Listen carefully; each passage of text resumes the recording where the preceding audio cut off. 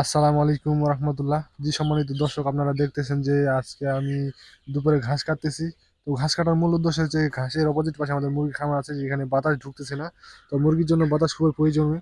তো আজকে দুপুরে যে ঘাস কাটতেছি, তো দেখুন আমাদের কাজ।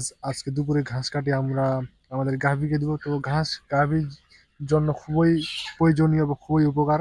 তো আপনারা দেখুন, আমাদের পাশে থাকুন। ধন্যবাদ আপনাদেরকে। তো আজকে দুপুরে আমরা ঘাস কাটবো, ঘাস কাটিয়ে আমরা গরুকে খাবার দিব। তো আপনারা আমাদের পাশে থাকুন। আপনারা দেখতেছেন যে আমি যে ঘাস কাটতেছি, এটা উত্তরবঙ্গে এক খুব জনপ্রিয় একটি মেশিন। তো আমরা এই মেশিন দিয়ে ঘাস এবং খের, বা উত্তরবঙ্গে আমরা খের বলে থাকি, এগুলো কাটি। আপনারা দেখবেন যেদিন আমরা খের কাটবো আপনাদের দেখাবো। তো খুবই সুন্দরভাবে কাটা যাচ্ছিল এবং সুন্দরভাবে ছোট ছোট করে কাটতেছিলাম।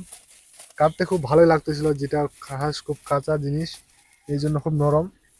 তো আস্তে আস্তে করে আমরা ঘাস কেটে নিলাম। ঘাস খুবই উপকার জিনিস গরুর জন্য, গাভীর জন্য। ঘাস যত দিতে পারেন গাভীর দুধ বাড়বে। তো আজকে আমি দুপুরে ঘাস দিব আমার গাভীকে। তো আপনারা দেখুন। তো এখন ঘাস প্রায় কাটা শেষ। এখন আমি ঘাসগুলো গরুকে দিব।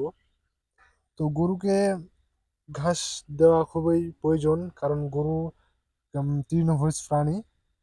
তো দেখুন আমি গরুকে খাবার দিচ্ছি দুপুরে। দুপুরে আজকে কাজ এ পর্যন্তই।